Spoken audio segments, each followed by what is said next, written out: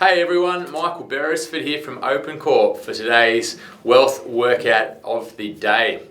As you know, we talk a lot about when you're building a property portfolio, the importance of blocking out the white noise. So if you haven't seen the WOD that Alan Cam did on Dream Crushers last year, definitely check it out. It's one of the funnier ones. But it all gets to the same point around there are all these external influences, namely the media, through the news, the newspaper, all of your well-meaning family and friends that have an opinion on why you shouldn't do something and it's safer not to buy anything, just continue doing what you've been already doing.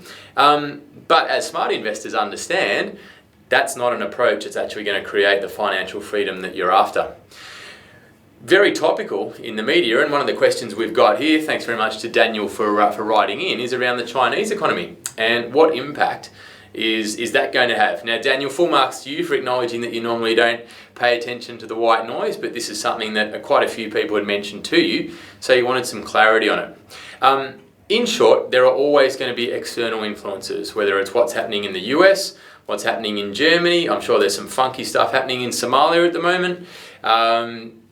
China is another one of those, but obviously being a big country, B, a big economy, and being a relatively solid trading partner of Australia, it tends to get a bit more coverage. At the end of the day, there are a lot of the middle class Chinese that have already made money over the last 10 years. And some of those have been looking to invest in Australia, but the numbers are nowhere near as high as what everyone would believe. You know, it's not 20% of properties in Australia being bought by the Chinese or anything like that, which I've seen written about in recent times.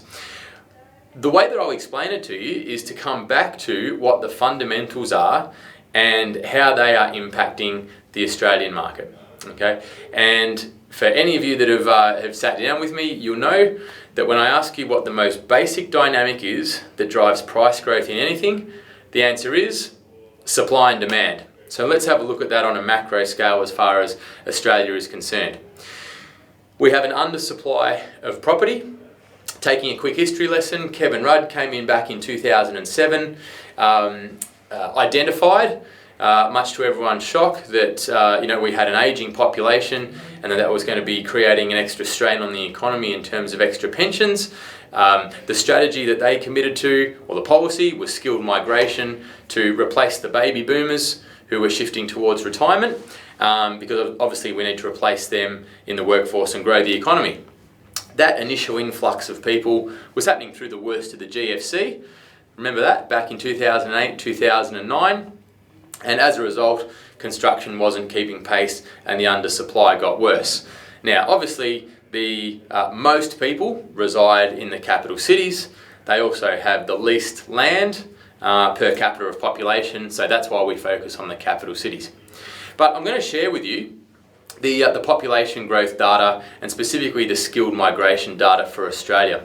Okay, and the ABS released this about 3 weeks ago, maybe 4 weeks now, for financial year 2015. So this will be new for some of you.